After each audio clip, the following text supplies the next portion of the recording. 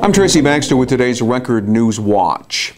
A sanitation worker was struck and killed earlier today in a hit-and-run incident in the village of Kiryas Joel. It happened at around noon along Satmar Drive when the village sanitation department employee left his truck and started to cross the street. He was hit by an oncoming car that then sped off. The name of the victim was not immediately released. He was pronounced dead at the scene. State police were working with eyewitnesses in an attempt to get an accurate description of the vehicle and the person behind the wheel. More charges, including criminal possession of a weapon, will soon be filed against Gosford Lembhard Jr., the 26-year-old City of Newburgh man who was being served with an arrest warrant for an attempted murder charge when he refused to surrender and held police at bay for 10 hours while barricaded inside a Liberty Street apartment last Wednesday. The crisis ended when Lembhard bolted out a window, struggled with police, and was taken into custody after getting tasered. Today, Newburgh City Police Chief Michael Ferrara confirmed that additional charges will be filed and that Lembhard was armed when he tried to escape. Suspect jumped out the window. He did have a handgun with him. It was an unloaded .45 caliber automatic handgun. We had information prior to the incident that he had the handgun with him in the house, and that's one of the reasons why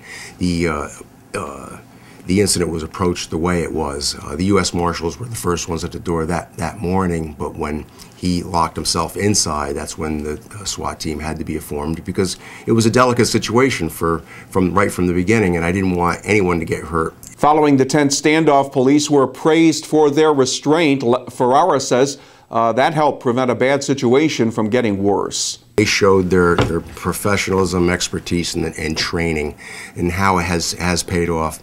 And it's very important. It's very important that we're trained for these type of situations, and these are above and beyond the normal course of police work. Chief Ferrara said he was not sure when the additional charges would be filed, since law enforcement agencies are continuing to sort out the details of the incident. Lembhard continues to be held on $500,000 cash bail or $1 million bond. Sullivan County Sheriff Michael Schiff says deputies with his department now have in custody a man they believe has been a major heroin supplier in the Liberty, Fallsburg, and Monticello areas. 24-year-old Anthony Aubain of Liberty was arrested Monday on felony sale and possession charges. Deputies say at the time of his arrest, they found 34 bags of heroin and an undisclosed amount of cash in his car. A passenger in his vehicle, 25-year-old Linval Pringle, faces felony drug sale charges. Unlike the county's last big heroin bust in October, the seized heroin packets did not have a brand name stamped on them.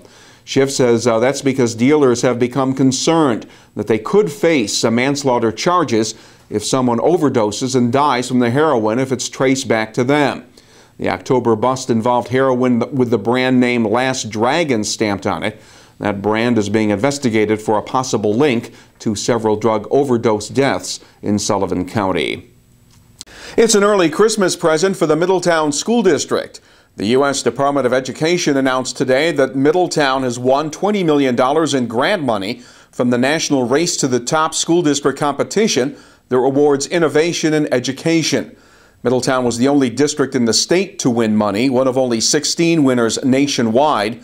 Middletown School Superintendent Dr. Kenneth Eastwood says, among other things, the grant funding will be used for additional staff, training, and technology software to track a student's individual learning style in order to teach them more effectively. The mega deals could be okayed next week by a bankruptcy court judge. The deals to sell off the 2 Dynegy power plants in the town of Newburgh. In separate agreements, Dynegy agreed to sell its Roseton natural gas facility to Lewis Dreyfus Highbridge Energy for $19.5 million. Dynegy's Danskammer coal-fired plant, which was shut down after sustaining flood damage during Hurricane Sandy, will be sold to ICS Holdings for $3.5 million, then demolished. The firm will be responsible for all taxes on the site that could come due next year, while Dynegy will pay all overdue taxes. The Roseton buyer will pay the outstanding taxes on that property. Dynegy currently owes about $24 million in unpaid taxes to the town of Newburgh, Orange County, and the Marlborough School District.